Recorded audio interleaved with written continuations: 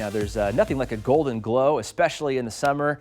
And now's the time for a Bronzer 101. Makeup artist Chrysteen Smith is here to show us how to add warmth into that makeup routine. Now, obviously, this would probably be a segment that Belinda would host, but since she's gone today, I'm going to do my best to kind of hang in there with you. So, Bronzer 101 versus contouring. This is where I need to know. And fellas, if you're at home watching, set your DVR so you know what your wife or your girlfriend's talking about next time. She's talking about contouring and bronzing. So, let's get into it. What is the difference between bronzing and then contouring?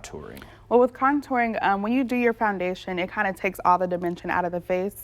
So the face appears very flat, and you know how we naturally have shadows. So adding contour will warm up the cheeks and kind of give her that definition that we lost when we added foundation. Okay. And bronzer will just warm her up. So instead of using a cream contour, I'll sometimes just go in with kind of a golden brown just to warm up the cheeks and just add some warmth back to the face. So these are two different things we want to use together at the same time to give us the total look we're going for. Yes. Correct? Okay. So do you like doing the cream bronzer or the powder? Which one works best for you? If different strokes for different folks type of thing?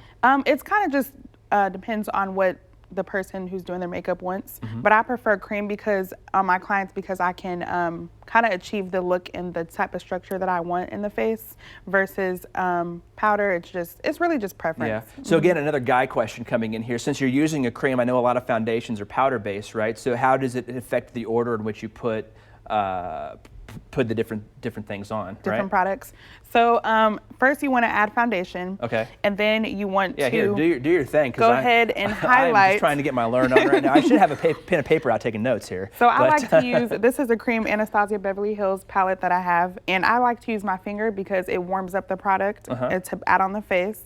And then I'm going to just put it right here where the cheek is to add some shape to the face. So you're working on her cheek there? Okay. Yeah, and then you would normally put contour top of the forehead, on the side of the cheek, down the nose, just to bring back that dimension to the face. And then I'm going to take a beauty blender and just buff it out. And that just kind of fades it in there so you have this smooth transition from the way the toner looks. And okay. Huh. Well, fancy. And as you see, that kind of just adds a cheekbone that we lost initially. Oh yeah, because well, just look at that. Yeah. How about so? Any other tips on how to achieve, the glowing skin and like the makeup type finish? So for summer, a lot of the popular looks are going more natural and softer because we don't want to wear a bunch of makeup since it is really warm outside. So adding some foundation, we have a highlight, which I use Anastasia Beverly Hills also, in the cheek point and on the tip of the nose to just bring some shine back to the face. And then we have a bold Fenty lip.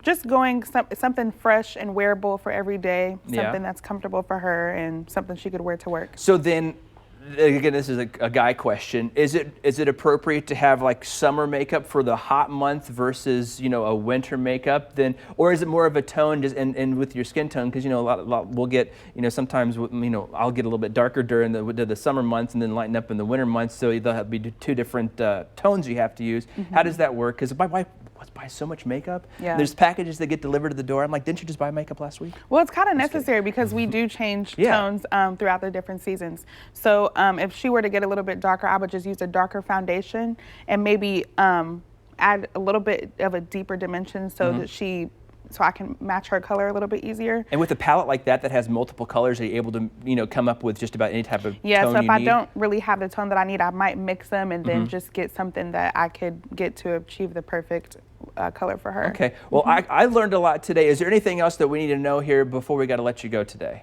I would just say if you're not very good at makeup, just practice. Just experiment with different products, see what you like, see what you don't like.